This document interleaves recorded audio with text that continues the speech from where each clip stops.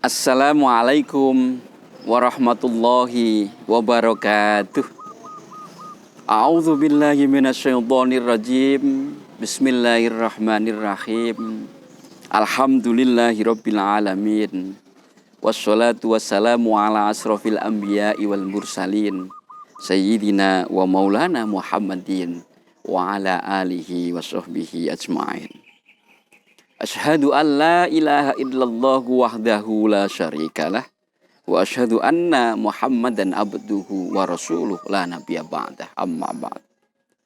Sahabat dimanapun berada, pada suatu hari Nabi Muhammad sallallahu alaihi wasallam merasa badannya dalam keadaan kurang sehat. Badannya terasa panas, bahkan panas tinggi.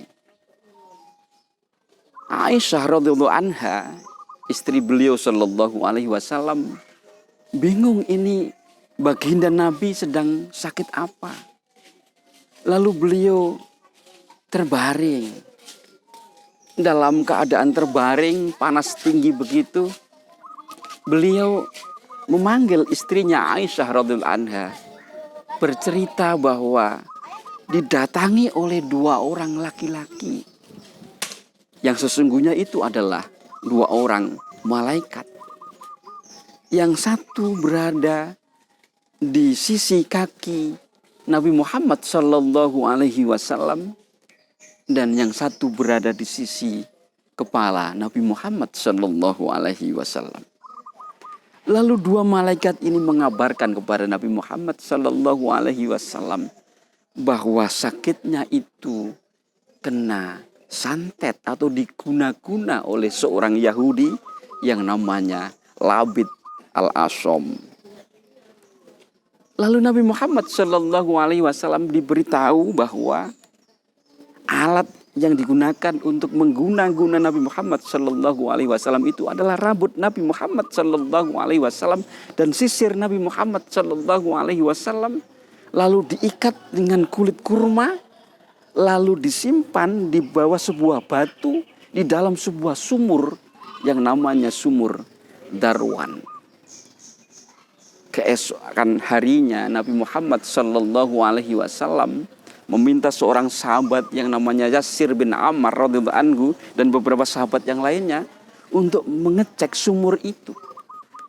Ternyata benar, di dalam sumur itu, di dasarnya, di bawah sebuah batu, ditutupi batu begitu, ada benda-benda yang sebagaimana disebutkan oleh Nabi Muhammad sallallahu alaihi wasallam. Lalu benda itu yang digunakan untuk serono, untuk nyantet itu diambil, lalu dibakar. Setelah dibakar, ternyata ada ikatan-ikatan yang tidak bisa terlepas, yang tidak bisa terbakar.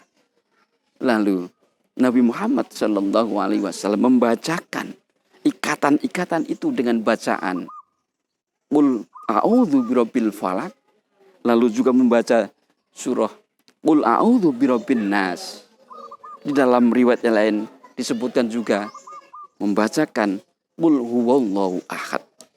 Ketika dibacakan Qul huwallahu ahad, Qul a'udzu birabbil falaq, Qul a'udzu birabbin nas, 3 surat itu, ikatan-ikatan itu terlepas dan Nabi Muhammad sallallahu alaihi wasallam terbebas dari pengaruh santet atau guna-guna itu dan beliau sudah tidak sakit lagi. Sahabat dimanapun berada, hadis ini menginspirasi kita untuk apabila ada di antara saudara atau keluarga kita yang sakit, yang sudah berobat mungkin secara medis, tidak kunjung sembuh, tidak ditemukan penyakitnya, dan ada istilah namanya sakit non medis begitu. Barangkali mungkin ini ada pengaruh-pengaruh yang tidak baik dari seseorang atau kiriman dan sebagainya, semacam guna-guna atau santet. Maka kita bisa membacakan kepada saudara kita itu surah Al-Ikhlas, surah Al-Falak, surah An-Nas. Semoga dengan ikhtiar ini guna-guna atau santet itu bisa hilang. Sahabat, dimanapun berada, ibarat sebuah senjata atau pedang atau pisau perlu diasah. Sebelum itu kita gunakan pada saat dibutuhkan, tentu kita perlu sering mengasah senjata itu. Caranya, setiap habis sholat, hendaknya kita sering atau rutin membaca. Setiap habis sholat, terutama sholat fardu, membaca zikir-zikir yang lainnya. Dan jangan sampai lupa ada di dalamnya membaca surah Al-Ikhlas, surah Al-Falak, surah An-Nas. Syukur ditambah dengan ayat kursi. Nanti giliran dipakai, dibaca untuk mengatasi, untuk mengobati guna-guna atau santet. Insya Allah senjata itu sudah tajam, begitu istilahnya. Semoga yang singkat ini menginspirasi kita untuk melakukan ikhtiar, memohon kepada Allah Subhanahu wa Ta'ala kesembuhan bagi diri kita atau mungkin saudara kita yang sakit karena guna-guna atau santet, sehingga kita semuanya selamat, kita semuanya sehat, hidup bahagia di dunia dan akhirat. Allahumma amin. Wallahul muwafiq ila aqwamit thoriq. Wassalamualaikum warahmatullahi wabarakatuh.